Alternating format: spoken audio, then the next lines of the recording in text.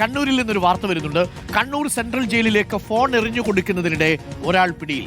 പനങ്കാവ് സ്വദേശി അക്ഷയ് കെ ആണ് പിടിയിലായത്. ജയിൽ കോമ്പൗണ്ടിലേക്ക് കടന്നാണ് അക്ഷയ് മൊബൈൽ എറിഞ്ഞു നൽകാൻ ശ്രമിച്ചത്. വാർഡന്മാരുടെ ശ്രദ്ധയിൽപ്പെട്ടതോടെയാണ് ഇയാളെ പിടികൂടിയത്. പുകയില ഉൽപ്പന്നങ്ങളും ഇയാളിൽ നിന്നും കണ്ടെത്തി. അക്ഷയ്ക്കൊപ്പം ഉണ്ടായിരുന്ന 2 പേർ ഓടി രക്ഷപ്പെട്ടു. അർജുൻ കല്യാണുണ്ട് കൂടുതൽ വിവരങ്ങളുമായി. Arjun Kalyan, very good morning Arjun Kalyan. ഇത് ഈ അക്ഷയുടെ സ്ഥിരം പരിപാടിയാണ്. ഇത് എന്തുവാ അർജുൻ? ഇത് ജയിൽ വളപ്പിലേക്ക് മൊബൈലൊക്കെ എറിഞ്ഞു കൊടുക്കുക, ആവശ്യമുള്ള സാധനങ്ങൾ ഇവിടെ നിന്ന് വിതരണം ചെയ്യപ്പെടും എന്ന മട്ടിലാണല്ലോ കാര്യങ്ങളുടെ പോക്ക്.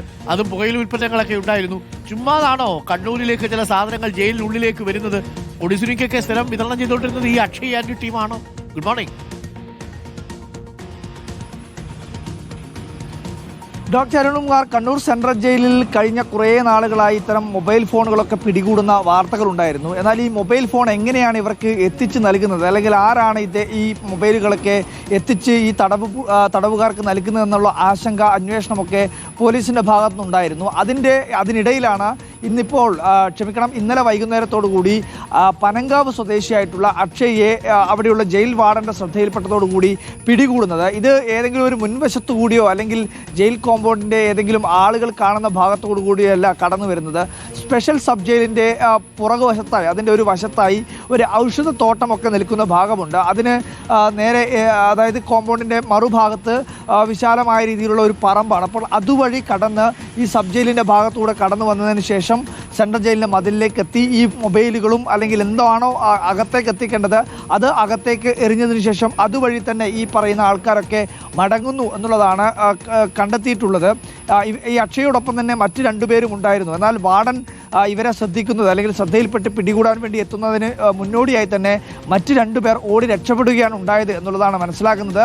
ഇവരിൽ നിന്നും പുകയില ഉൽപ്പന്നങ്ങൾ, മൊബൈൽ ഫോണിന് പുറമെ തന്നെ പുകയില ഉൽപ്പന്നങ്ങളും കണ്ടെത്തിയിട്ടുണ്ട് എന്നുള്ളതാണ് പോലീസിൻ്റെ അന്വേഷണത്തിൽ ബോധ്യമായിട്ടുള്ളത്.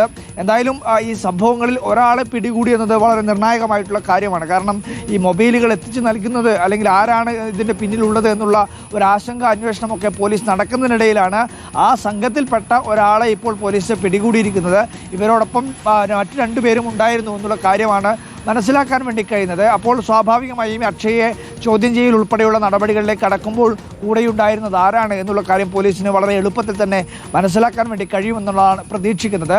എന്തായാലും ഒരു സെൻട്രൽ ജയിലുമായി ബന്ധപ്പെട്ടുകൊണ്ട് ആ ജയിലിലേക്ക് തടവുപുള്ളികൾക്ക് മൊബൈലും മറ്റ് ലഹരി വസ്തുക്കളും ഒക്കെ എത്തിച്ചു നൽകുന്നത് ആരാണ് എന്ന് പോലീസ് നിരന്തരമായി അന്വേഷിക്കുകയായിരുന്നു. അതിനിടയിലാണ് ഇപ്പോൾ അക്ഷയ് പിടികൂടിയിരിക്കുന്നത്. ടൗൺ പോലീസ് കേസെടുത്ത് അന്വേഷണം നടന്നുകൊണ്ടിരിക്കുകയാണ്. Doctor thank you. അർജുൻ കല്യാണാണ് വിവരങ്ങൾ നൽകിയത്. ഒന്ന് ആലോചിച്ച് നോക്കിക്കേ, ജയിലിലേക്ക്, അത് കണ്ണൂർ സെൻട്രൽ ജയിലിലേക്ക് ജയിലുകാർക്ക് ആവശ്യമായിട്ടുള്ള സാധനങ്ങൾ എത്തിച്ചു കൊടുക്കപ്പെടും. അങ്ങനെ വല്ല പ്രസ്ഥാനം തുടങ്ങിയിട്ടുണ്ടെന്ന് അറിയുന്നില്ല. എന്താണല്ലേ ഓരോരിടത്ത് സംഭവിക്കുന്ന കാര്യങ്ങളെ. അർജുൻ കല്യാണാണ് വിവരങ്ങൾ നൽകിയത്.